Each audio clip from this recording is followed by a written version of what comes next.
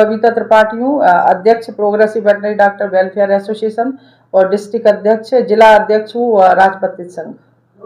Ma'am, एबीएफओ संगठन ने कृत्रिम गर्भाधान के लक्ष्य की पूर्ति के लिए जो दबाव बनाए जा रहे हैं एवं ई अटेंडेंस का जो विरोध किया जा रहा है उसके बारे में एक्चुअली क्या है कि कोई भी प्रमुख सचिव हो या कोई भी माननीय मंत्री महोदय हैं, यदि विभाग में आते हैं तो कभी भी ये सोच के नहीं आते कि हम कोई गलत काम करेंगे या भेदभावपूर्ण नीति लागू करेंगे या कोई कर्मचारी अधिकारियों पर अन्याय करेंगे। वो तो इसी निष्ठा से आते हैं कि हम बेहतर से बेहतर विभाग का काम कर सकें, कल्याण कर सकें कर्मचारी अधिकारी और विभाग का।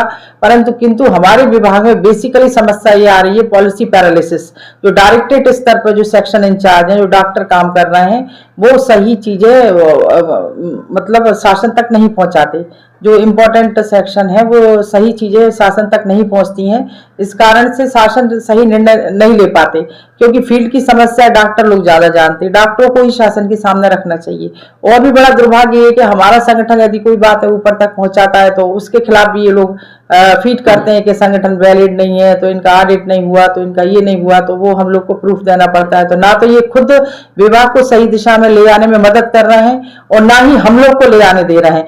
वो जो बीच वाली कड़ी है वही हमारे विभाग में सबसे बड़ी समस्याओं को जन्म दे रही है। बाकी हमारे प्रमुख सचिव हैं, हमारे मंत्री हैं, ये तो खुद ही बहुत बड़े न्यायाधीश हैं, ये न्याय करना चाहते हैं पर इनके पास सही टेक्निकल बातें नहीं पहुंच पा रही हैं। यही सबसे बड़ी समस्या है। जहां तक कृत्रिम गर्भाधान की बात है तो ये भी एक बहुत बड़ी टेक्निकल समस्या है। पीएस की जिम्मेदारी है, पीएस को बता दिया कृत्रिम गर्भाधान जरूरी है तो पीएस एग्जीक्यूट करवा रहे हैं और दबाव बना रहे हैं कि भाई आप इनके टारगेट पूरे कीजिए। पर जो भी सेक्शन इंचार्ज है वो पीएस को फील्ड की कृत्रिम गर्भाधान के बारे में डिटेल नहीं बता रहा है, क्योंकि जो डायरेक्टरेट स्तर पर जो लक्ष्य जाते हैं वो ब्रीडेबल पॉपुलेशन की जाते हैं कि मतलब 2.5 साल की बच्चियां इतनी है, उसके हिसाब से लक्ष्य निर्धारित होते हैं। पर पीएस को ये नहीं बताया जा रहा है, मंत्री जी को ये नहीं बताया जा रहा है कि जितनी भी ब्रीडेबल पॉपुलेशन है उन्होंने दिया है 2.5 साल की बच्चियां। उन्होंने ये डाटा नहीं दिया कि ये सारी बच्चियां बच्चों को जन्म दे पाएंगी, क्योंकि बच्चे को जन्म देना और कृत्रिम गर्भाधान के लिए हीट पे आना, ये दोनों चीजें समस्याएं एकदम अलग है। इन्होंने जो दिया है ब्रीडेबल पॉपुलेशन की संख्या, पर ये ब्रीडेबल पॉपुलेशन जो इनका मतलब है 2.5 साल की बच्ची है, पर इसका मतलब ये नहीं है कि वो बच्ची जन्म देगी ही, गर्मी पर आएगी, क्योंकि ये मैनेजमेंटल प्रॉब्लम है। कई पशु है ना नहीं आते गर्मी पे, कई गाय भैंस नहीं आ पाती गर्मी पे, managemental problem, heat stress problem, feeding की प्रॉब्लम, किसान का कभी कभी पालन पोषण भी उचित नहीं हो पाता, उसके कारण गर्मी पे नहीं आती। तो उतनी कभी आ जाती है तो टारगेट पूरे हो जाते हैं, कभी अच्छा मौसम होता है तो टारगेट पूरे हो जाते हैं, मौसम नहीं होता है, अनफेवरेबल होता है तो गर्मी पे नहीं आती, फीडिंग मैनेजमेंट गड़बड़ होता है तो नहीं आती, तो एआई नहीं होती। ये शासन को बताना संचालनालय का काम है, ये लोग नहीं बताते। पीएस और शासन को गुमराह करते हैं और फिर उस हिसाब से उसी दिशा में वो लोग काम करते हैं। उनका उद्देश्य कतई नहीं होता कि वो कर्मचारी अधिकारियों को परेशान करें या उनको सस्पेंड करें या उनकी तनख्वाह रोके, पर जो बीच वाली कड़ी है ये करवाते हैं। ये सही चीज नहीं, ये संचालनालय की जिम्मेदारी है, इनके डायरेक्टरेट में जो सेक्शन इंचार्ज है उनकी जिम्मेदारी है कि गर्मी पे क्यों नहीं आ रही, उसके लिए ये पॉलिसी बनाए और है ना फीडिंग की व्यवस्था करें, अच्छे फॉडर प्रोडक्शन की योजनाएं लाए, मिनरल मिक्सचर बांटे, फर्टिलिटी किट बांटे। तो ऐसे इन्हें प्लान बना के पुटअप करना चाहिए पीएस के सामने, शासन के सामने, ताकि गाय ज्यादा से ज्यादा गर्मी पे आए और है ना और उनका एआई करें और एआई के लक्ष्य पूरे हों। तो ये लोग बेसिक उस पर काम करते ही नहीं है। इन्होंने एआई को एक बायोलॉजिकल प्रोसेस है, उसको उन्होंने मैकेनिकल प्रोसेस बना दिया कि इतनी एआई करो, इतनी एआई कैसे करेंगे? जब गर्मी पे पशु आएंगे तभी तो करेंगे, कैसे करेंगे? तो ये सब उन लोग का है फॉल्ट है, उसमें हमारे शासन सत्ता की कोई गलती नहीं है, वो सही दिशा में काम कर रहे हैं। जरूरत है कि जो बीच की कड़ी है इनको इन पे कार्रवाई हो कि ये सही तरीके से प्रोजेक्ट बनाए, सही तरीके से योजनाओं को एग्जीक्यूट कराए। यदि संचालनालय में इनमें कैपेसिटी नहीं है ये काम करने की तो दूसरों को पदस्थ करें ताकि दूसरे लोग काम करें और विभाग को सही दिशा में ले जाए।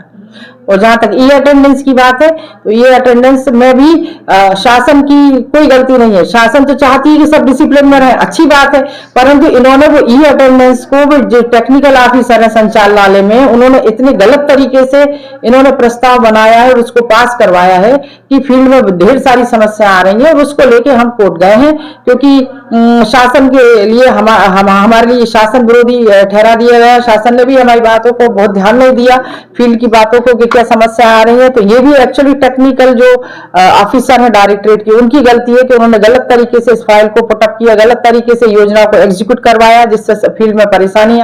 मैम, सभी पशुपालन संस्थाओं में ई अटेंडेंस समान रूप से नहीं लगाई जा रही, इसके लिए आपने कोई एक्शन लिया है? हाँ, हमने ये देखा है कि शासन के सामने बैठ के जो लोग कहते थे कि ई अटेंडेंस लगाना चाहिए, फलाना नहीं लगा रहा तो उसको सस्पेंड करो, ठिकाना नहीं लगा रहा तो इसके ये कार्रवाई करो, वही लोगों के कार्यालय में ये ई अटेंडेंस नहीं लगाई जा रही है।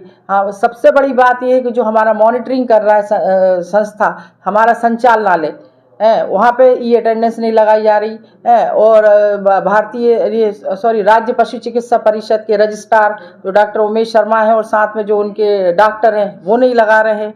ट्रेनिंग इंस्टीट्यूट के में जो मनोज गौतम है, जो ट्रेनिंग इंस्टीट्यूट के इंचार्ज हैं, वो नहीं लगा रहे और उनके डॉक्टर्स नहीं लगा रहे। जिन्होंने वीडियो जारी किए, जिन्होंने सार्थक का बढ़ चढ़ के समर्थन किया, उन्हीं के लोग ई अटेंडेंस नहीं लगा रहे हैं। वो कह रहे हैं हम दूसरे तरीके से अटेंडेंस लगाते हैं।